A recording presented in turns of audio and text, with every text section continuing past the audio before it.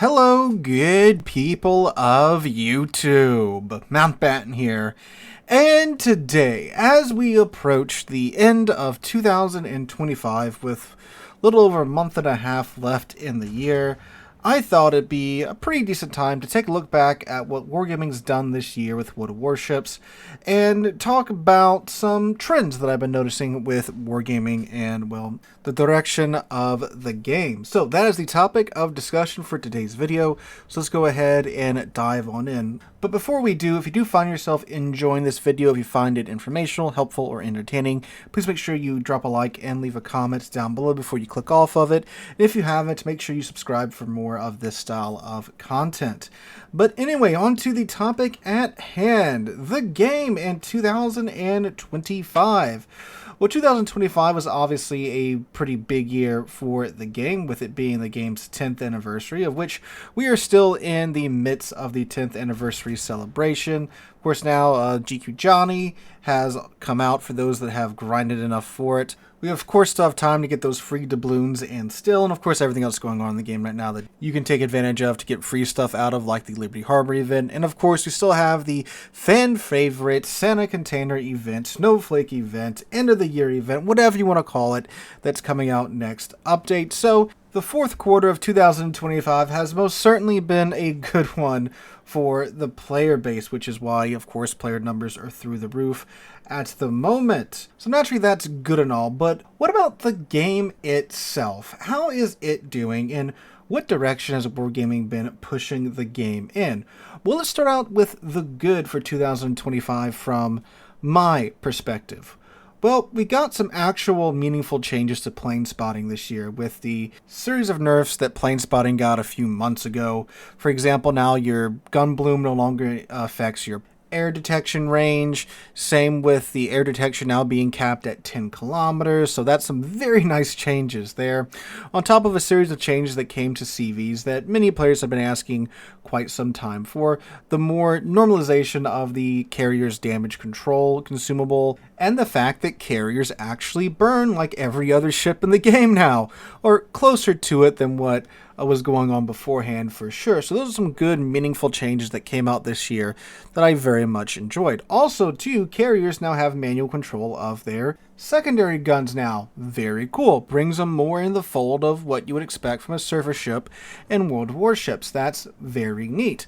And on that note, that's a nice segue into our next positive point for this year. Secondaries really seem to be like just living rent-free in Wargaming's head for the last half of the year. Because, man, have secondary enjoyers and brawlers been absolutely just feasting in the last quarter-ish of 2025. First of all, Valparaiso is a thing. I know she came out earlier in the year, but I mean, she's returning at the end of the year, and she has absolutely just been one of the most cracked, broken ships in the game. Imagine that, a secondary-focused battleship actually being outright broken in 2025 in World of Warships. Who would have thought about it? Well, turns out Wargaming said, hey, you like one cracked, broken secondary ship? You want another one? And they gave us, of course, the Sabir that came out not that long ago. Yet another cracked secondary focused battleship. Granted, both heavily rely upon their combat instructions to really be truly nutty, but they are secondary brawlers, and man, I hate playing against them, but my god, do I love playing them, right? That's how nutty those two ships are. And then, just the creme de la creme of 2025 was, of course, the German Panzerschiff line, which features cruisers that are really small battleships in disguise, in the cruiser slot, right? But they have the long requested and long awaited manual controlled secondaries, like player manually controlled secondaries, and the whole line is an absolute blast to play.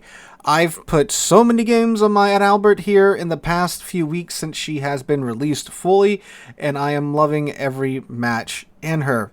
Of course, except for the matches when I walk into a wall of torpedoes or, get most of my HP removed in a single salvo courtesy of a Vermont, right? But, you guys get what I'm saying. It's a fun line to play. So just from like those three two ships and then a whole line of ships that have been released this year, it does seem that Wargaming is at least listening to the players when we say, hey, look, the high tier meta is very passive, it's very boring, it's all sniping and such. And they've really been, seemingly in my mind, pumping out ships that are more mid-rangers. Now, don't get me wrong, of course, we have had our fair amount of, more mid to longer-ish ranges ships added this year too, but a lot of the highlights this year really do seem to be these secondary brawlers. Oh, we even of course have the Guerre that came out this week, which is definitely tuned to more close quarters engagement, if you will, having her 15 km main battery gun range and her combat instructions that are all about getting potential damage in a cruiser, so you can get, that Des Moines reload on those AP-focused guns. So, yeah, seems to be like they might be trying to shove the game as hard as they can into that general direction while still trying to appease the rest of the player base with new ships. Another major, huge new thing this year is, well, we finally got a new map after a couple of years of nothing in that department. Now, granted, that's probably because of the whole Ukraine-Russia fiasco. They did have to relocate a lot of their talent elsewhere. They lost a lot of talent in the move from Russia to, outside of Russia. And it seems that the art department has finally been built up to the level to where we can finally start getting new maps yet again. So hopefully the new map that we will be getting in the next update, which I believe the name they settled on was Sunset Isles, is going to continue, to be a trend where we get like 1 or 2 new maps a year. I think that's something the player base would very much appreciate at this point. So those are my big highlights for this year. On top of course, all the 10th anniversary festivities, all the free stuff we got along the way, and of course with the Snowflake event coming at the end of the year too. Those are, of course, well, that's always a highlight every year, but in terms of like changes made to the game, those are the highlights, right? And kind of in limbo is, of course, the CV rework, because we haven't heard too much from it since then. We did get some of the changes, like, again, the plane spotting changes, the manual secondaries, the changes to CV burn time and such. We got some of those changes released already, which I think is great. But, of course, like you guys, I am anxiously awaiting, the other half of that update to see if they are going to still go through with it. So that's kind of in limbo. That's why I haven't really put it in the good category, and why I'm not throwing it in the bad category for this year. So speaking of the bad category for this year, the things that I'm not the biggest fan of, to say the least, hybrids are still a thing. Now, of course, I didn't expect them to, full stop cease the production of hybrid ships in the year of our Lord 2025, but they're still happening, right? And we've got quite a few this year with the French Hildebrand and, well, the Hildebrand herself, of course, returning in auction this year. Of course, we have the Aki, the hybrid Yamato class battleship as well. I guess you could kind of also throw the Dutch light cruiser line in this category as well. While they may not be hybrids in the strictest sense, they do still, of course, heavily rely on their planes and heavily subjugate the player base with their planes. And the continuing addition of these hybrids and these ships with airstrikes just absolutely, in my mind, throw a huge monkey wrench into what is one of the game's longest standing problems. That is the matchmaker. I mean, I did a whole video on this not that long ago. We start adding in ships that are hybrid ships that have planes that can do things like plane spotting, even though, yes, it has been nerfed, it's still a huge tactical advantage in a game where spotting is everything. So when you have hybrids, they can fly around the map in their plane to spot everybody, and yet Matchmaker still just considers them to be a cruiser, a battleship, or a destroyer, given whatever, their base ship is, they bolted, either a catapult or a runway to. It doesn't take into consideration the fact that this ship has player-controlled planes and can go around and spot everybody, right? So it's totally possible, and like you guys have seen many a times, I'm sure, in your own games, it happens where one team has 2 or 3 hybrids on its side. They're not in like a division or anything, they're just by themselves, and your side has none of that. So it's just wholly unbalanced in that aspect. And with ships like the Utrecht too, given how crazy good the Utrecht is with her planes, same thing happens there. It is still just considered a cruiser in the matchmaking system, so it's entirely possible for one side to get 2 Utrechts and one side to get none, which of course just absolutely friggin' sucks when it comes to team balance. So those are 2 of my bigger issues with the game. And like, hybrids necessarily aren't the problem. There are a couple of hybrids that I do like. I do like my Kearsarge. You guys know that. they just really need their own tag in matchmaking.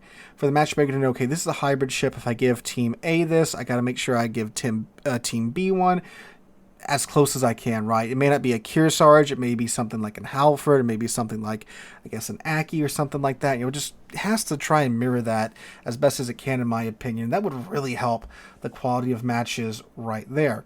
So, as far as like gameplay mechanics, those are the two things I really don't like. Everyone likes to go on and on about submarines and such, but like, I think this hybrid problem is going to become a real big problem over the next couple of years if Wargaming doesn't, kind of step in and take a closer look at how, they work in matchmaking and all that jazz. Submarines too, man. They've really like pumped the brakes on subs. We haven't gotten. When was the last time we got like an actual subline? The Soviet submarines, and you barely see them in game anymore. So that's pretty nice. But yeah, that's a different video for a different day. But of course, something that I really didn't like was, of course, the new rarity system in Warships. There was some good with it. A lot of prices in the premium shop and armory did drop. But like we've seen here recently, Wargaming has been absolutely abusing that rarity system to charge out the wazoo for ships and admiral packs and bundles, like we saw, of course, with the Black Friday fleet. You gotta buy a friggin' $400 fleet bundle to get the Puerto Rico if you want the Puerto Rico, because two of the ships in the bundle are considered epic ships, even though they are completely separate ships, using Wargaming's own logic from their base counterpart. Like the Puerto Rico B is not the Puerto Rico. So therefore, it shouldn't be an epic item if you're outright selling it. It should be less. It should be, legendary or rare, really? But of course, because it's Puerto Rico, they know people want it. They're going to charge out the wazoo for it, so they make it. So they're making it an epic item. So yeah, that does suck that that's happened. As far as the ships rotating in and out of the premium shop and the armory, I'm actually not as upset about it now as I was when it was first announced. It's kind of a neat way to keep the, well, not really neat, but I kind of get what they're going for. They're keeping the armory and the premium shop more fresh, I guess, if you will.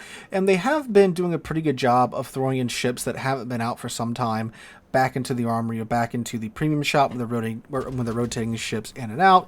So I'm kind of more okay with that now than I was when it was originally announced. So that's I'll put that in kind of the it's okay category rather than in the good or the bad category. So, right in the middle.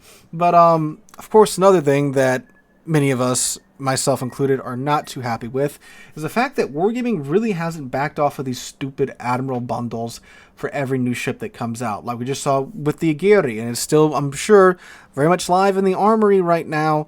The stupid Admiral bundles or random bundles. It's either you got to cough up, another let's say easy 40% of the ship's value to buy the ship outright, or you got to go gamble for it, and who knows how much you'll spend at that point. I mean, literally in the army right now, this is what's going on with the Aguirre.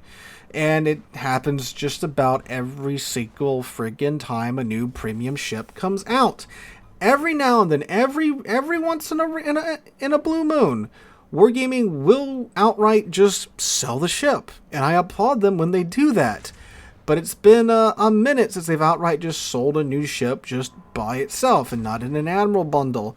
I understand the game has to make money, but isn't that the point of selling premium ships in the first place? It's like, here's a premium ship, you can buy it right now for cash, and I'd gladly do that. But I guess, they need more money, or they want more money, whatever it be. It's really annoying that they really leaned into this here in 2025. I mean, it wasn't that long ago that the good old days of 2019, 2020, when you had several purchase options for a premium ship. You could just buy the premium ship outright. You could buy I think it was called a captain's bundle that had like a 6-point commander, 5-point commander, something like that back in the day. And then if you really wanted to ball out, you could buy the Admiral pack with the 10-point commander and all the signal flags and whatever other goodies they wanted to throw in there. But now it's just, hey, screw you, give me, in the Aguirre's case, $100 for a tier 8 ship. No, it's $80 for a tier 8 ship. Or go gamble and play your luck, right? I absolutely hate that. I hate that they're leaning into that. Again, I understand the game's got to make money, but they've been really bad about it this year, as I'm sure you guys have noticed. There's been a couple of premium ships I've just had to skip over because I can't afford to, get every single premium ship that comes out to review now because it's just too expensive. The guy that sits down and does this as a second job, it's too expensive for me to review every premium ship now, so I got to kind of pick and choose the ones that look pretty interesting. So that's annoying. So overall, in my 2025 review, again, unless something crazy happens in the next month, I'm pretty sure we know what's coming around the corner. We've got the Steel Fleet event, Santa Container event, and that should take us into 2025. So, bar something happening in the next, how many weeks do we have left in 2025? 6, 7 weeks? Bar something crazy happening in that time, 2025 as a whole has been pretty solid in my mind. Like, just from gameplay choices and what Wargaming's been doing with the ships that they've been adding into the game. Again, I like, the more brawly type ships they've been adding in, but of course, the hybrids and the matchmaking and the monetization kind of drags it down. But if you throw in, of course, the 10th anniversary event and all the goodies we've been getting throughout the year, it's actually a really good year for the player base. So let me know what you guys think in the comments down below about 2025 and World Warships. Share your thoughts with us. Let your voice be heard. Hope you guys have a wonderful Friday and a wonderful rest of your week. We'll be live streaming right here on the channel tonight from around 5 p.m. U.S. Central Time to around 8 p.m. U.S. Central Time, so make sure you guys come out for that. Hope you guys have a wonderful weekend, and hope to catch you guys in the next one.